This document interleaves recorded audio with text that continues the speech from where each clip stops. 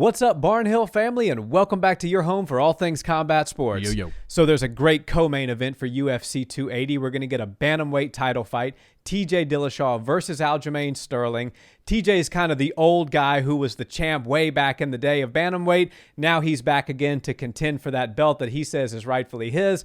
Aljo's saying not so fast. I got an answer for all of your questions. This is a great fight. Yeah, and I don't want to call TJ Dillashaw the old man, but 36 is like a little bit old in MMA years, especially when you've had a career in the UFC as long as TJ has. So I'm really excited for this. I feel like this fight could be one of those fights where you see it happen and you're like, this is the pinnacle of mixed martial arts currently. You know, TJ Dillashaw has always been that guy that's a step ahead of everybody, and Aljamain Sterling is showing us why exactly he is the champ, and he's kind of come on as one of the most elite athletes in the entire sport lately. So I think this is a great fight. I think it's perfect for the title, and while TJ is the last of the old dogs in the fight, he's certainly one of those guys that you have to watch out for because he very well may be the bantamweight GOAT. Yeah, he certainly said that he's going to be contending for bantamweight GOAT status. And if he gets past Aljo, he said that he will, in fact, be the bantamweight GOAT. And I could definitely see a case being made for that. Aljamain Sterling really impressed me against Peter Yan the second time. I did not pick him to win the fight. I thought it was going to kind of go the way it did the first time, except Yan would reserve and not throw an illegal move that cost him the fight. I was wrong. Aljo did exactly what he needed to do to win rounds and win the fight, showed really experienced high-level grappling.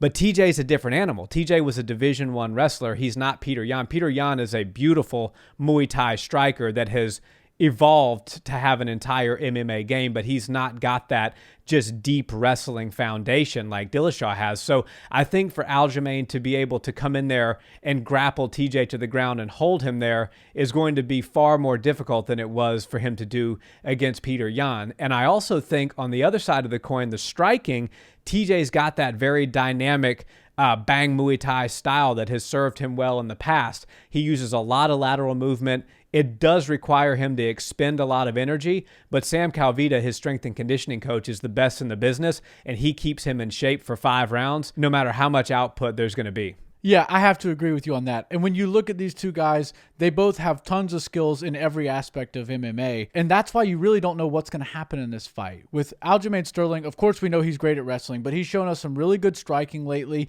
And I just think that he's one of those athletes that is really coming into his own and finding just like his groove as far as being the champ and finding his pinnacle of mixed martial arts skills. But TJ Dillashaw is one of the most lethal, innovative strikers that the bantamweights have seen.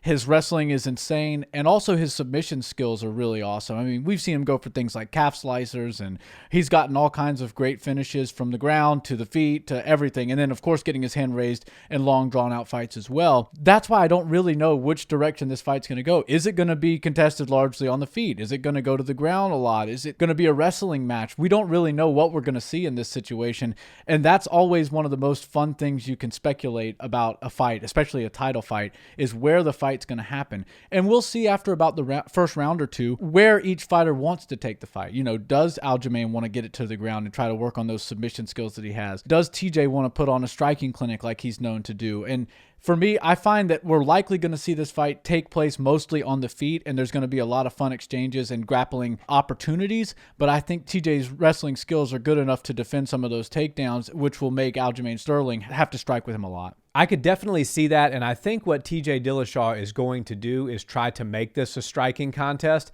I think all things are pretty equal as far as grappling goes. They're both great wrestlers. They both have excellent sneaky submission skills, and where I see a slight gap in skill disparity is on the feet. TJ Dillashaw has given us some highlight reel dynamic knockouts, but it is one of those things, live by the sword, die by the sword. That bang Muay Thai style is very dynamic, and it can lend to some absolutely insane knockouts, but it also does open you up to get knocked out sometimes, which we've seen. But I think if I'm making a prediction on it, TJ is going to prefer this fight on the feet because he sees a clear advantage there, and we're going to see that wrestling defense come out on display, and I think TJ is going to be able to do enough to keep the fight on the feet to win via TKO in the 3rd or 4th round. Yeah, and I think TJ Dillashaw sees Aljamain as a great striker, but not a lethal or ultra-powerful striker like he fought with Corey Sandhagen and some of the other guys that he's fought, Cody Nolov.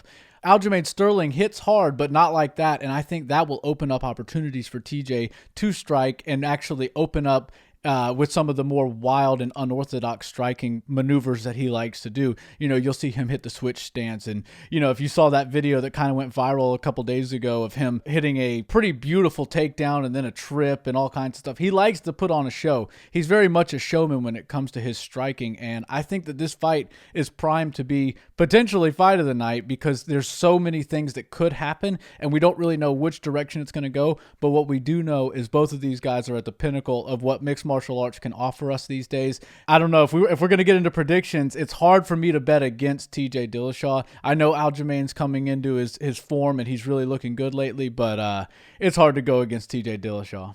Especially as an underdog. He is a slight underdog in this fight. It's very close as far as the odds go, but I think he's a plus 155 underdog. So in that case, I definitely have to take TJ Dillashaw. I'm going to pick him third round TKO finish as my final prediction. I like it. I wouldn't bet on this one because you really don't know which direction it's going to go. I'm going to go with TJ. I think what he's going to do is open up with some pretty creative striking, and as the fight continues, we're going to see some cool grappling exchanges, but largely this fight will take place on the feet, and he's going to open up, and towards the end, he's going to get a finish. So I'd say maybe late fifth round, like very close to the end finish. If not, unanimous decision, 3 or 4 rounds to 1 for TJ Dillashaw. I like it. Thanks for watching this video, guys. We're your hub for all things combat sports. If that's your jam, we appreciate a subscribe and a like on the video, and drop us a comment down below. We'll see you next time. Peace.